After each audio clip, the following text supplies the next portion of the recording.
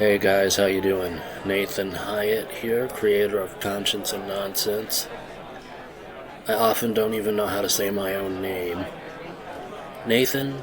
Nate? I know it's not Nathaniel, because that's not what my birth certificate says. Just figured I'd do one of these because I've been trying to stay on an every 2 week schedule, do it on the weekend, every other week.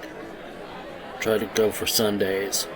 Football season's over now, and really trying to get down to some brass tacks on what I'm gonna go forward working on. I'm a mental health patient. I don't like the term mentally ill. Right now, the best term seems to be mental health patient. Which still isn't even perfect because I'm not in the psych ward in special socks wearing a gown or whatever and, on suicide watch or something. I'm a human being, first of all, foremost. I'm a person. And I'm noticing right now that there's a lot of battling, and I think there's a vacuum since Rush Limbaugh died. There's a lot of blowback because he can't say anything about so many of the topics that he used to bully and gin up so much anger, rage, and hate with, just as a steady stream, steady supply of bigotry and anger and hate and rage that I personally subscribe to for a long time. Won't be doing my Rush Limbaugh impression here. I do another impression of a totally different person, but I don't do any Rush Limbaugh impressions. We're entering a new era, and it's highly visible on TikTok. So much is going on there, so many users on there. I don't have a lot of followers on there, but I have more followers than people I'm following, and trying to keep up with that. Diversity is more important than it has ever been as far as the visibility of diversity and the recognition of the need for diversity. It has found a stage, and so many people are finding their voice when it comes to diversity. It's always been important. It's always been essential. But now something's changing because people are being brought up more than ever in the United States to recognize just how big a deal diversity is, and just how big a deal going back over our history and seeing the inaccuracies, the out-and-out lies, the whitewashing. Even now we have greenwashing, which is a totally different thing. We're going through a challenging time. And as I speak, I'm looking at the TV, and there's a map of Ukraine, which borders Russia, and all the troop locations based on our satellite imagery around Ukraine, poised to invade that country. And I'm a Generation Xer. I remember September 11th, 2001. Our world's always changing. There's always something happening. There's always a day when you get caught just having a blah day.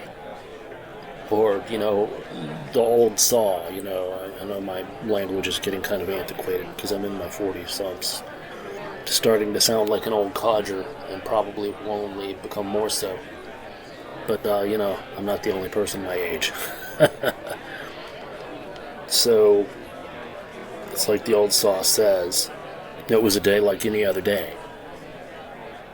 And, bam, plane flies into a building, and the President of the United States is seeing it on TV thinking, that's not a very good pilot. And then somebody's telling him a few moments later, so we're under attack. And it's like, yeah. So, things lately have that feel. They have that smoke in the air. You can smell smoke in the air. There's a fire somewhere. you know something's going on. And there's so much change. You know, when I was growing up in the 80s, became a teenager into the 90s, it was all about the 60s, the 50s and 60s. The change that took place in the 50s and 60s, the Cultural Revolution, everything from the Civil Rights Movement to the Sexual Revolution. So much from Woodstock to the assassinations of the Kennedys and Dr. King. And now, these days, the world's still changing. Stuff's still happening. Headlines are still being made every day. But something else has changed. Something else has changed. We have more and more of a voice. All of us. We're not voiceless and helpless. Many people are. Many people are powerless and helpless in situations and places where they can't get out of certain abusive relationships. Many people don't have access to technology. They don't have the ability to get on their phone and put something out to social media, the major social media platforms. They don't have that. But those of us who do, are working. I don't say I'm a warrior or a fighter. There's too much war and too much fighting. I'm a worker. I'm working, advocating, changing. I haven't been able to march, but I've done what I've done from my room in this humble home I have in my neighborhood. I don't have a car right now. I'm limited, but I'm not helpless. I have privilege. Yes, I have privilege. And I'm using my privilege to speak up and speak out on behalf of other people who aren't able to stand up for themselves. I'm a white man.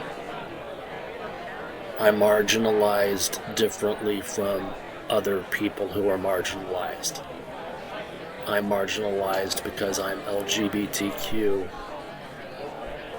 and I'm a mental health patient, like I said before. I know that I have privilege. I know that I'm not marginalized in the way other people are marginalized. I know that there are experiences and things that I can't possibly have as far as what it's like to be or go through certain experiences. I know that. Having said that, what I try to do on a daily basis is empathize and take part and say, what can I do to be an ally today? What can I do to make a positive difference for people who don't look like me?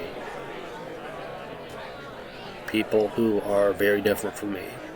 People who come from a different walk of life. People who have a different experience. What can I do for the planet besides just throw something in the right recycle bin? What can I really do? And it's a challenge, and it's tough, and it's hard.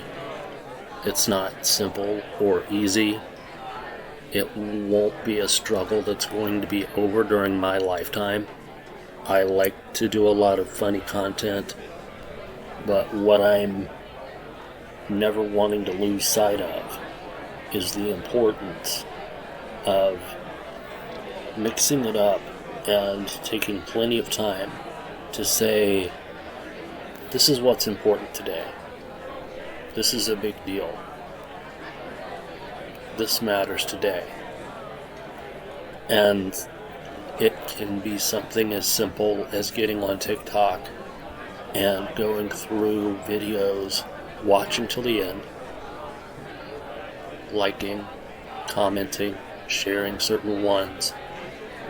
We're living in a day and age where we can advocate, work, and those of us who choose to fight can fight in a positive way as social justice warriors, if they so call themselves. That's a term that I choose not to use for myself.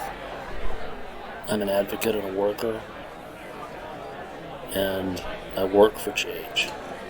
I walk for change, I march for change.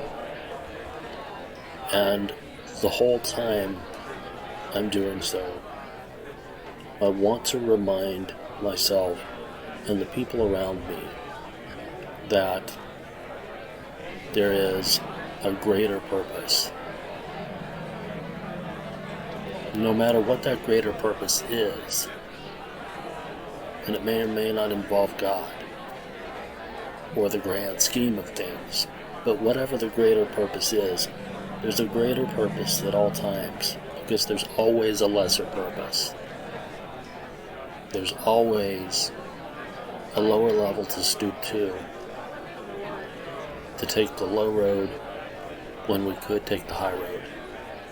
So that's my goal, is to take the high road, do the right thing. Whether it's respect people because of their color, when others don't, their gender, when others don't, their gender fluidity, when others don't, their queerness, when others don't, their beliefs, when others don't, their history, when others don't, their culture, everything, and respect the earth. So I know this may sound a little strange, coming from a cafeteria. That's all I really wanted to share today. Thank you so much for your time, and we'll keep coming at you with more and more material from Conscience and Nonsense. God bless.